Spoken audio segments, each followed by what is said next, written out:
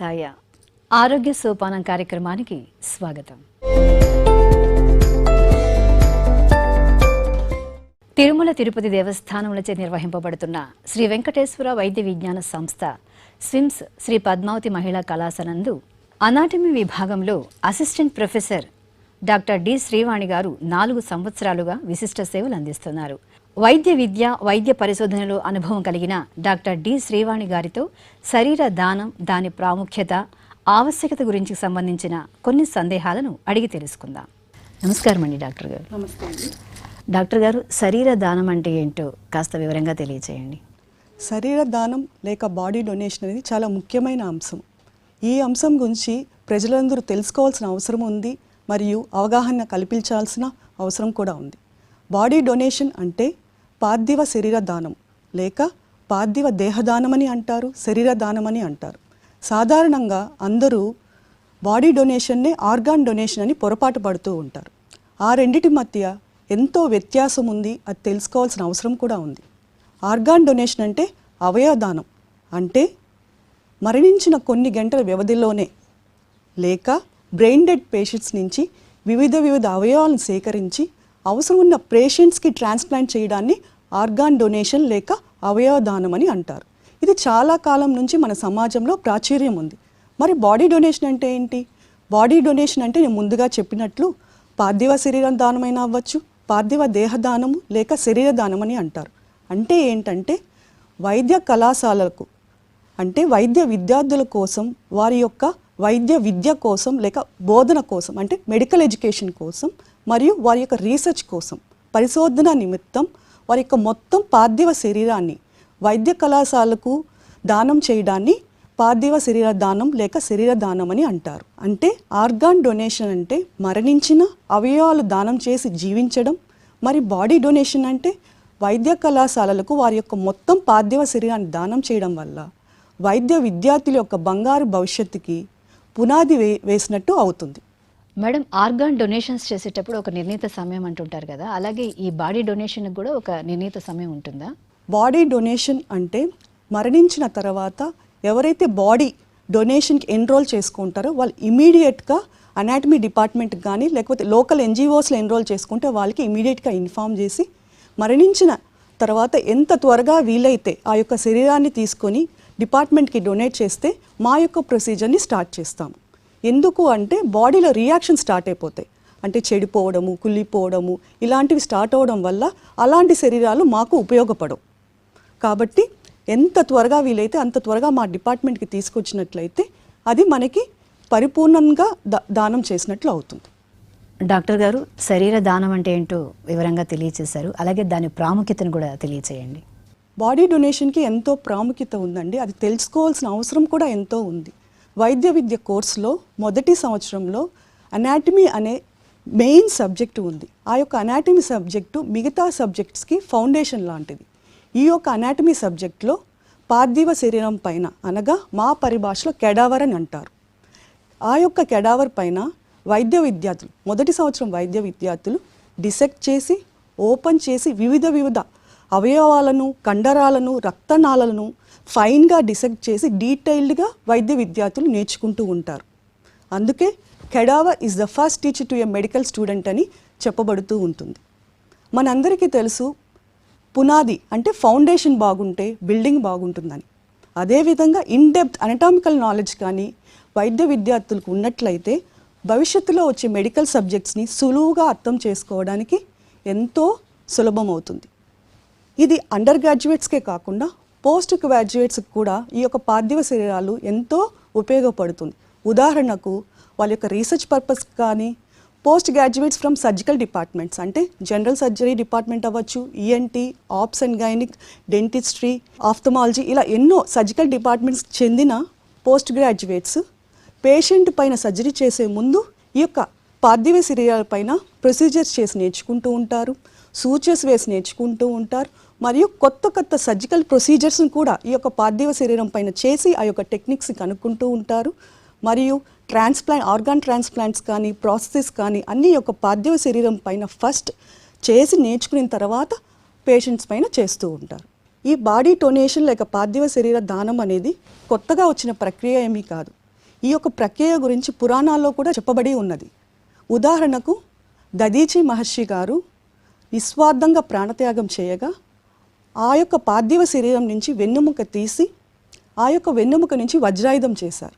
ఆ వజ్రాయుధంని ఇంద్రుడికి ఇవ్వగా ఇంద్రుడు లోక కళ్యాణం కోసం రాక్షసులను సంహరించారు. మరియు పురాణాల్లోనే కాకుండా ప్రాచీన ఆయుర్వేదంలో కానీ మోడర్న్ అలోపతిలో కానీ ఈ యొక్క బాడీ డొనేషన్ గురించి ఎంతో చెప్పబడి ఉంది. అందుకే బాడీ డొనేషన్ లేక శరీర దానం లేక పార్థివ శరీర దానం అనేది ఒక నిస్వార్థమైన పవిత్రమైన ఉదాత్తమైన చర్యగా చెప్పబడుతూ ఉంది.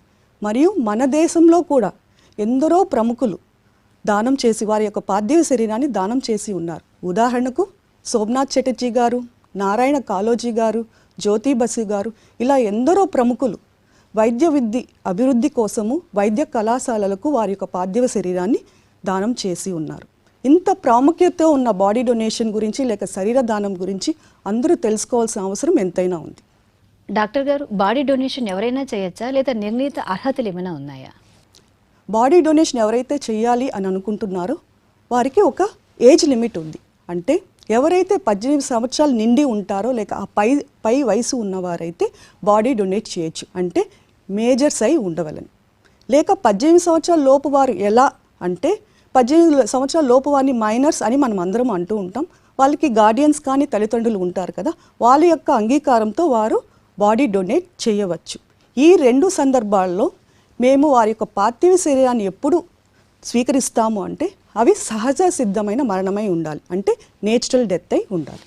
మేడం, శరీర దానం యొక్క ప్రక్రియ ఏంటో తెలియజేస్తారా? బాడీ డొనేషన్ యొక్క ప్రక్రియ అందరూ తెలుసుకోవాల్సిన అవసరం ఎంతైనా ఉందండి. ఎందుకు అంటే ఈ యొక్క ప్రక్రియ పైన ఎన్నో అపోహాలు ఉండడం వల్ల, అవగాహన లోపం వల్ల బాడీ డొనేట్ చేయాలని వాళ్ళకి ఇష్టం ఉన్నా ముందుకు రాలేకపోతున్నారు. ఎవరైతే బాడీ డొనేట్ చేయాలని అనుకుంటున్నారో వారి యొక్క దగ్గరలో ఉన్న వైద్య కళాశాలలోని అనాటమీ డిపార్ట్మెంట్ వారిని సంప్రదించవచ్చు.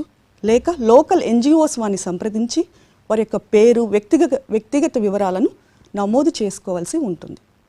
దీనితో పాటు వారి యొక్క అంగీకార పత్రం పైన అంటే కన్సెంట్ ఫామ్ పైన వారి యొక్క సంతకము చేయాల్సి ఉంటుంది.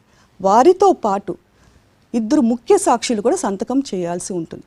ఆ 2 ముఖ్య సాక్షులు ఎవరు అయితే బాగుంటుందంటే అది వారి తల్లిదండ్రులు కానీ లేక కుటుంబ సభ్యులు అయితే బాగుంటుంది.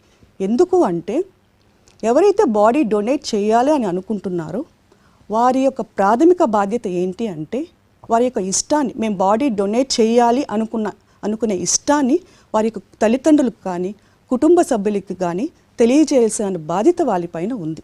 ఎందుకంటే భవిష్యత్తులో వారు ఒకవేళ మరణించినట్లయితే ఆ యొక్క పార్థివ శరీరాన్ని డిపార్ట్మెంట్కి దానం కోసం తీసుకురావాల్సింది ఎవరు? ఆ యొక్క కుటుంబ సభ్యులు. మరియు భవిష్యత్తులో ఏ ప్రాబ్లం రాకుండా ఉండడానికి వారి యొక్క ఇష్టాన్ని వారి యొక్క కుటుంబ సభ్యులకి తెలియజేయాల్సిన ప్రథమ బాధ్యత. డాక్టర్ గారు, స్విమ్స్ శ్రీ పద్మావతి మహిళా కళాశాలలో ఎటువంటి పార్థివ దేహాలను స్వీకరిస్తారో తెలియజేయండి. స్విమ్స్ పద్మావతి మెడికల్ కాలేజ్లో మేము ఏ పార్థివ శరీరాలైనా స్వీకరించాలి అంటే అవి సహజ సిద్ధమైన మరణాలై ఉండాలి. అంటే నేచురల్ డెత్ అయి ఉండాలి. అంటే గుండెపేడుతో అయినా మరణించి ఉండవచ్చు, ఓల్డ్ ఏజ్ వృద్ధాప్యంతో అయినా ఏ జబ్బు లేకుండా మరణించిన పార్థివ శరీరాలు మాత్రమే స్వీకరిస్తూ ఉంటాము. అంటే సాధారణంగా మాకు అన్క్లైమ్డ్ బాడీస్ వస్తూ ఉంటాయి, అలాంటివి స్వీకరిస్తూ ఉంటాము. మరియు ముందుగానే బాడీ డొనేషన్కి ఎన్రోల్ చేసుకున్న వారి యొక్క పార్థివ శరీరాలను స్వీకరిస్తూ ఉంటాం. మరియు కొన్ని సందర్భాల్లో, ప్రత్యేక సందర్భాల్లో బాడీ డొనేషన్ స్వీకరిస్తుంటాం. ఏంటి ఆ ప్రత్యేక సందర్భాల్లో అంటే వారు ముందుగా బాడీ డొనేషన్కి ఎన్రోల్ చేసుకొని ఉండరు, కానీ వారు చనిపోయే ముందు వారి యొక్క కుటుంబ సభ్యులకి చివరి కోరికగా మా యొక్క బాడీని వైద్య కళాశాలకి డొనేట్ చేయండి అని చెప్పి మరణిస్తూ ఉంటారు.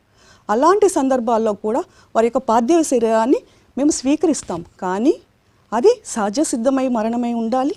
మరియు వారు డాక్టర్స్ దగ్గర నుంచి ఇది నేచురల్ డెత్ అని సర్టిఫికేట్ తీసుకొని రావాల్సి ఉంటుంది. అంటే ఏ పార్థివ శరీరం అయినా మేము స్వీకరించాలి అంటే అది సహజ సిద్ధమైన మరణమై ఉండాలి. మరి ఏ బాడీస్ని మేము తీసుకోము అంటే అన్నేచురల్ డెత్ అయినా, అంటే యాక్సిడెంటల్ డెత్ అవ్వచ్చు, పాయిజనింగ్ డెత్ అవ్వచ్చు, సూసైడల్ డెత్ అవ్వచ్చు, లేకపోతే దీర్ఘకాలిక ఇన్ఫెక్షన్స్తో బాధపడి డెత్ అయిన బాడీస్ అయినా అవ్వచ్చు, లేక మెడికో లీగల్ కేసుకు సంబంధించిన పార్థివ శరీరాలు కావచ్చు. ఇలాంటివి మేము స్వీకరించము. ఎందుకు స్వీకరించమంటే ఉదాహరణకు వారు ఇన్ఫెక్షన్స్తో చనిపోయి ఆ యొక్క పార్థివ శరీరాన్ని కానీ మేము స్వీకరించినట్లయితే ఆ యొక్క పార్థివ శరీరం పైన డిసెక్ట్ చేయాల్సింది ఎవరు? వైద్య విద్యార్థులు. వారు కానీ డిసెక్ట్ చేయడం వల్ల ఆ ఇన్ఫెక్షన్స్ వారికి సోకి వారి యొక్క ప్రాణాలు ప్రమాదంలో ఉండే పరిస్థితి ఏర్పడుతుంది. మరియు మెడికో లీగల్ కేసుకి సంబంధించిన పార్థివ శరీరాలు కానీ మేము యాక్సెప్ట్ చేసినట్లయితే ఫ్యూచర్లో పోలీస్ ఇన్వెస్టిగేషన్ కోసం వారికి మరలా ఆ యొక్క బాడీస్ అవసరం అవుతాయి. కాబట్టి అలాంటి బాడీస్ని మేము యాక్సెప్ట్ చేయము. సో చివరిగా నేను చెప్పదలుచుకుంది ఏంటంటే రోజు రోజుకి మన దేశంలో మెడికల్ కాలేజెస్ ఎక్కువ అవుతున్నాయి. మెడికల్ కాలేజెస్ ఎక్కువ అవుతున్నాయంటే మెడికల్ సీట్స్ ఎక్కువ అవుతున్నాయి, మెడికల్ స్టూడెంట్స్ ఎక్కువ అవుతున్నారు. సో వారికి మెడికల్ ఎడ్యుకేషన్ కోసం మనకి పార్థివ శరీరాలు ఎంతో అవసరం ఉంది. మరియు ఈ పార్థివ శరీరాల వల్ల మెడికల్ స్టూడెంట్స్ డిసెక్ట్ చేసి అనటామికల్ నాలెడ్జ్ మంచిగా నేర్చుకుంటారు. అంటే ఎవరైతే బాడీ డొనేట్ చేయాలనుకుంటున్నారో వారు మన యొక్క సమాజానికి ఉత్తమమైన వైద్యుల్ని తయారు చేయడంలో ఒక ముఖ్య భూమికని పోషిస్తారు. బాడీ డొనేట్ చేయండి, వైద్య విద్య అభివృద్ధికి తోడ్పడండి. డాక్టర్ గారు, శరీర దానం యొక్క ప్రాముఖ్యతను సవివరంగా తెలియజేసినందుకు మా ప్రేక్షకులందరి తరపున ధన్యవాదాలు తెలియజేస్తున్నామండి. ఈ కార్యక్రమం ద్వారా నాకు బాడీ డొనేషన్ గురించి మాట్లాడే అవకాశం ఇచ్చిన SVBC ఛానల్ వారికి, TTD యాజమాన్యం వారికి నా కృతజ్ఞతలు.